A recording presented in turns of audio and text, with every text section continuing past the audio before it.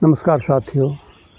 आइए आज बात करते हैं गुरु जब 12वें हाउस में होता है तो उसके कैसे प्रभाव देखने को मिलते हैं।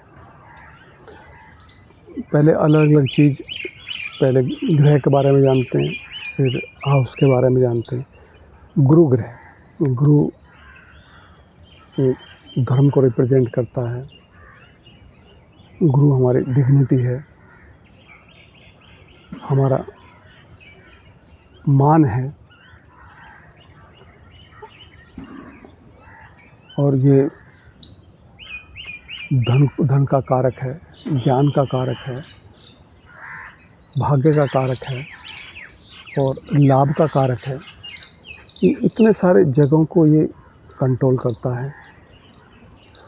इसकी कालपुरुष कुंडली में 9वें भाव में धनु राशि और 12वें भाव में मीन राशि होती है। तो जो इसके कारक तत्व है, जब कोई ग्रह जहाँ बैठता है अपने कारक तत्व को लेके बैठता है, अपने गुणों के साथ बैठता है। आपको कैसे गुरुजन मिलेंगे, ये उसका है, पिता का कारक है ये। अब ये 12वें भाव में बैठ गया। 12 भाव शो करता है मुक्ति को, व्यय को, और ये इन्वेस्टमेंट को, विदेश को, कोर्ट, ये आपके हॉस्पिटल हो गए, जेल हो गई, या एकांतवास, अकेलापन, उसको शो करता है। दूसरा 12वां खाना जो है मोक्ष का है। ये यहाँ पर कोई भी चीज़, कोई भी ग्रह जब आता है तो उसके जुड़े उसमें जो विकार अगर उसमें हैं उनसे मुक्त करने की बात करता है। मतलब कहने का ये है कि विकार उसको कहते हैं जो चीज़ें जातक प्राप्त करने की, जिनमें एक भाव होता है और जिसमें देने का भाव होता है, वो 12वां खाना है। अब कोई भी व्यक्ति कर्म करता है, धन के लालच में करता है, सुख भोगने के लालच में काम करता है, और 12वें खाने में बैठ के वो कहता है नहीं, आप अपने सुख के लिए काम नहीं करो। इस घर की कोई बाउंड्री नहीं है, ये अपने विश्व को घर मानता है। ये ऐसा खाना है जिसमें विश्व पूरा आपका घर है, आप उस खाने में पहुंच गए। तो जब व्यय की बात आती है तो गुरु इसमें किस तरह का व्यय करने के लिए कहता है, और आप उस पर चर्चा करते हैं। गुरु यहाँ पर आ गया तो अब व्यय कराएगा। व्यय किस चीज़ का कराएगा भाई? जो आपने संसाधन इकट्ठे करे, जो आपने उच्च ज्ञान प्राप्त किया, उसका व्यय कराएगा। मतलब उसका इन्वेस्टमेंट खाना। इन्वेस्टमेंट दो तरीके से सोच के करोगे आप। एक मुक्त होने की दृष्टि से, एक अपने भविष्य की चिंता के में कि कल पता नहीं कैसे आ जाएगा, भाई कोई इन्वेस्टमेंट कर लो, धन बढ़ाने के लिए इन्वेस्टमेंट कर लो, इस तरह के भाव से होगा। तो जो धन बढ़ाने की जो प्रवृत्ति से जो ये इन्वेस्टमेंट किया, भाई अपने भविष्य के लिए सोच के जो इन्वेस्टमेंट किया, ये आगे दुखदायी हो जाता है। क्योंकि ये खाना तो आपको मुक्त करने की बात करता है, आपके विकारों से आपको मुक्त कराने की बात करता है। आप इसमें स्वार्थ की बात कर रहे हो। तो यहाँ पर अब कंडीशन ये है कि गुरु किन चीज़ों से, इस पर किस ग्रह का अफ्लेक्शन तो नहीं है, किसी शुभ ग्रह की दृष्टि है, किसी शुभ खाने पे जो बैठा ग्रह उसकी दृष्टि इसके ऊपर है। तो यह मित्र की राशि में बैठा हुआ है, अपनी राशि में बैठा हुआ है। तो जब ये अच्छी कंडीशन में होगा तो ऐसा व्यक्ति जो धन का व्यय करेगा, या अपने उच्च ज्ञान का व्यय करेगा। उच्च ज्ञान का व्यय का मतलब है ये समाज कल्याण के लिए अपने ज्ञान को लगाएगा, समाज की भलाई के लिए ये व्यय करेगा, अपने ज्ञान का, अपने पैसे का। क्योंकि यहाँ स्वार्थ जुड़ेगा होगा तो वही व्यय ही होगा। अगर आप स्वार्थ के वशीभूत होकर यहाँ पे कोई काम करोगे तो यहाँ आपको बार बार हताशा, मायूसी, इंसल्ट क्योंकि यहाँ सारे विकारों को छीनने की बात करता है, और विकारों का पीछे नहीं छोड़ोगे। विकारों के चलते, अपने स्वार्थ के चलते यहाँ बेइज्जती महसूस करोगे, हताशा महसूस करोगे। बार बार आपको आपको आपको ज़िंदगी में जो कामयाबी आप चाह रहे हो वो नहीं मिल पाएगी, क्योंकि कामयाबी जो यहाँ मिलनी है वो मिलनी है आपको दया धर्म के काम करने से, समाज कल्याण के काम से यहाँ कामयाबी मिलनी है। समाज कल्याण से आपका मानसिक सुख, आप क्योंकि ये नींद का है, सैया सुख का, तभी आपको नींद अच्छी आएगी। आपको सैया सुख नहीं मिलेगा, आप नींद नहीं ले पाओगे, रात भर करवटें बदलते रहोगे, या कोई ऐसा काम मिल जाएगा जिसमें पूरी रात जागना पड़ता होगा आपको। और गुरु यहाँ अगर इस तरह से अफ्लेक्स होगा, अफ्लेक्शन में आ गया और आप नहीं कर रहे दया धर्म के काम, गुरु से जुड़ी हुई जो पार्ट्स हैं बॉडी के, लीवर, आंतें, शुगर, इस तरह की चीज़ें, क्योंकि आपके एनर्जी जिस यहाँ जो कह रही है वो तो आपने इस्तेमाल करी नहीं, आप उसके विरुद्ध आप काम कर रहे हैं। ये देखो, जब 12 भाव में व्यय कहाँ से कराएगा, और कहाँ से ये व्यय कराएगा और कहाँ पे व्यय करेगा, दोनों चीज़ें की बात करते हैं। जहाँ से जो इसके खाने हैं पहले उनका व्यय कराएगा, और किस पे व्यय कराएगा। यहाँ बैठ के बढ़िया कंडीशन होता है, ऐसा आदमी जो अपने पंचों भाव से घर को देखता है, सुख भाव को देखता है, तो ऐसे व्यक्ति को घर का सुख मिलेगा। ऐसा व्यक्ति, मकान है ये प्रॉपर्टी का है, तो ऐसा व्यक्ति अगर ये अच्छी कंडीशन में होगा तो घर का सुख, मकान गाड़ी वगैरह सब कुछ मिलेगा। और ऐसा व्यक्ति क्योंकि एक समाज की कल्याण के लिए काम कर रहा है तो इसे ऐसे सुख मिल रहे हैं, और ये समाज कल्याण के लिए धर्म पे काम करेगा तो ऐसा व्यक्ति मंदिर भी बनवा सकता है, या मंदिर में सहयोग करने वाला होगा, मंदिर की इमारत को बनवाने वाला होगा, मंदिर की इमारत में सहयोग करने वाला होगा, किसी न किसी रूप में ये सहयोग करेगा। अब सप्तम दृष्टि से ये छठे भाव को देखता है, रोग, रिपु, ऋण, समाज सेवा। जब समाज सेवा छठे भाव का काम ये करेगा, लोगों की सेवा करेगा, लोगों के दुखों को दूर करेगा, लोगों के कल्याण की बात करेगा, तो इसके पास दुख, किस तरह का दुख नहीं है, कोई लीवर में तकलीफ नहीं, कोई दांतों में तकलीफ नहीं, कोई शुगर नहीं, किसी तरह की कोई दिक्कत नहीं, किसी से विवाद नहीं, कोई लड़ाई झगड़ा नहीं, कहीं हॉस्पिटल में भर्ती होने का, कोई कोर्ट कचहरी का कोई लेना देना नहीं रहेगा, अगर ये इस भाव से बात करता है। और फिर नौ दृष्टि देखता अष्टम भाव से, जो रुकावटों का है, जो पुराने कर्जे हैं आपके, जो आपने कोई पुरानी त्रुटि गहरी दबी हुई पड़ी है, वो उखड़ के बाहर आ जाएगी अगर ये नेगेटिव हुआ। नहीं तो ये जो आपको कर्जा मुक्त, ये दूसरे के धन पे बैठा है को देखेगा, दूसरे के धन से लाभ प्राप्त होगा, आपको दूसरे का धन प्राप्त होगा, ना कि दूसरे पे आपका धन व्यय होगा। समझ रहे हैं मेरी बात को?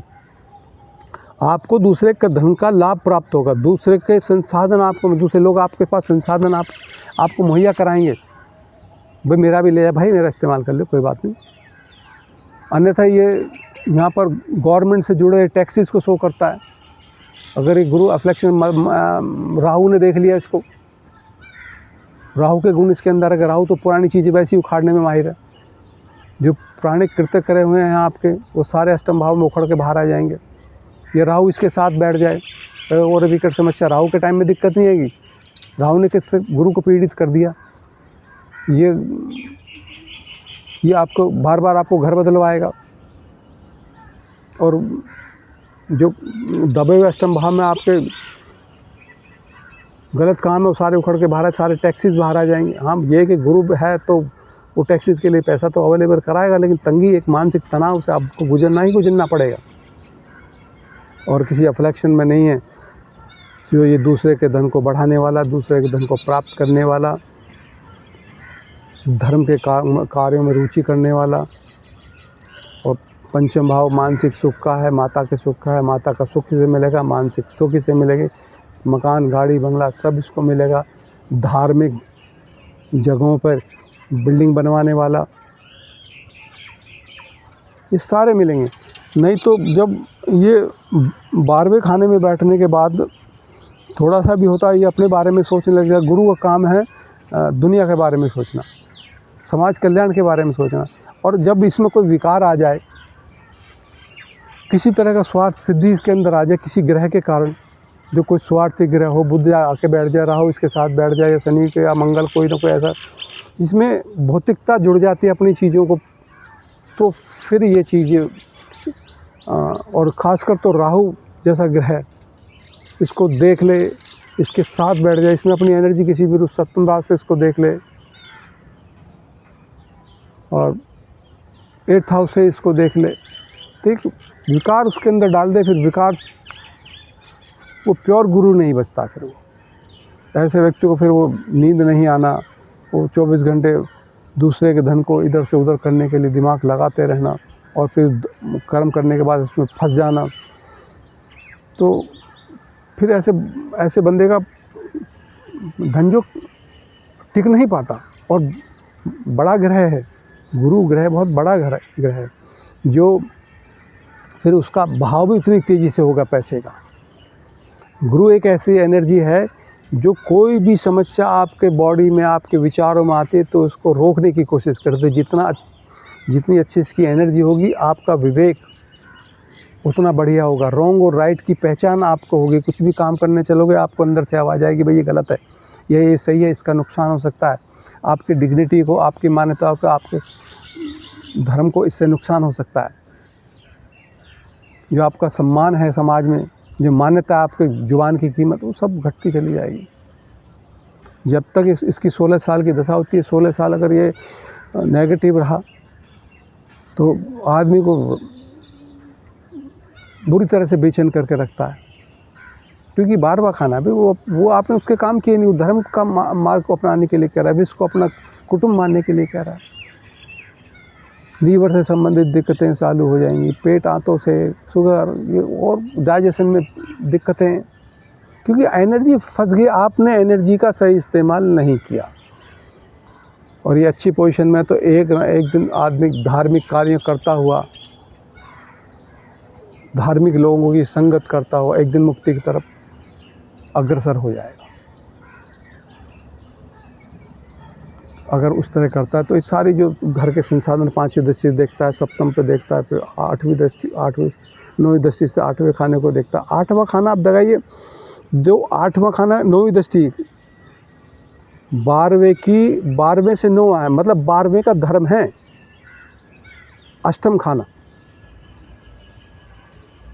अगर गुरु की दृष्टि वहाँ पे आ रही है, अपने धर्म के खाने पर आ रही है, तो कहता है कि दूसरे के धर्म को प्रोटेक्ट कीजिएगा, दूसरे के धन को, दूसरे 9वीं दृष्टि से अपने धर्म भाव को देख रहा है। गुरु का धर्म है दूसरे को प्रोटेक्ट करना, दूसरे के धन को प्रोटेक्ट करना, दूसरे के धन से आसक्ति नहीं करना, दूसरे को देना। गुरु का काम है देना, गुरु का काम लेना नहीं है। जो गुरु लोग होते हैं वो सिर्फ देना जानते हैं, वो अपने लिए कुछ नहीं चाहते। तो ये सारा मैंने आपको एक विश्लेषण गुरु के बारे में बताया कि गुरु 12वें भाव में हो तो किस तरह, क्योंकि 12वें में अगर ये संतों का संघर्ष समाज कल्याण की बात नहीं करता। गुरु ज्ञान का कारक है।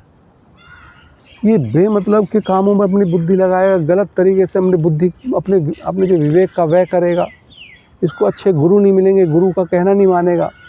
क्योंकि ऐसा व्यक्ति ना खुद एक्सपेरिमेंट करने लग जाता है। गुरु तत्व वो है जो गुरु 9वें खाना का काल पुरुष में के खाने का मालिक होता है। 9वां खाना होता है दूसरे का एक्सपीरियंस, जो ऋषि मुनियों का एक्सपीरियंस है, और वहाँ यहाँ के व्यय हो रहा है। इस व्यय का मतलब है कि उनके ग्रंथों को पढ़ना पसंद नहीं करेगा, अपने आप एक्सपेरिमेंट करेगा।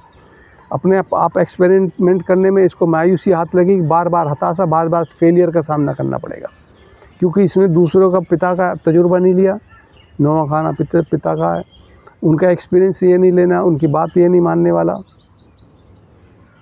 गुरुजनों के, साधु संतों के जो विचार हैं, जो ग्रंथ है, उनका अध्ययन करके उन पर चलने की कोशिश नहीं कर रहा, खुद एक्सपेरिमेंट करेगा। मैं देखूंगा मोमबत्ती से मोमबत्ती गर्म होती है, ठंडी होती जलती हुई, उस लोगों को हाथ लगाएगा। बचपन में देखा होगा कि शरारती बच्चे जो लगा के हाथ जलाते हैं, उनके गुरु 6, 8, 12 में बैठे होते हैं। आप ट्राई करके देखना। कोई बच्चे ऐसे होते हैं, एक बार उन्हें उनके पिता समझा, बेटा ये ऐसे चोट लग जाए तो दोबारा नहीं करते, लेकिन ये एक्सपेरिमेंट करेंगे। 30 साल के संघर्ष करने के बाद ऐसे व्यक्ति को कामयाबी मिलती है। 30 साल के बाद इसका लक इनका साथ देना शुरू करता है। 30 साल तक ये एक्सपेरिमेंट करते रहते, कई काम बदल लेंगे खुद, क्योंकि एक्सपीरियंस लेना होता है इन्होंने। अगर ये गुरुजनों का ज्ञान का सेवन करेंगे, अध्ययन करेंगे, उनकी संगत करेंगे, तो ऐसा कुछ नहीं हो, उनको मान्यता देंगे, उनकी बात मानेंगे, तो उनका जो एक्सपीरियंस इसके पास आता चला जाएगा। और ये जन कल्याण के लिए काम करेंगे तो इनके पास सारे सब कुछ संसाधन होंगे। दोस्तों, ये था मेरा छोटा सा विश्लेषण। आशा करता हूँ आपको अच्छा लगा होगा। मैं अपने शब्दों को यहीं विराम देता हूँ। आशा करता हूँ आप मेरी वीडियो को लाइक करेंगे और मेरे चैनल को सब्सक्राइब करेंगे। जय सिया राम।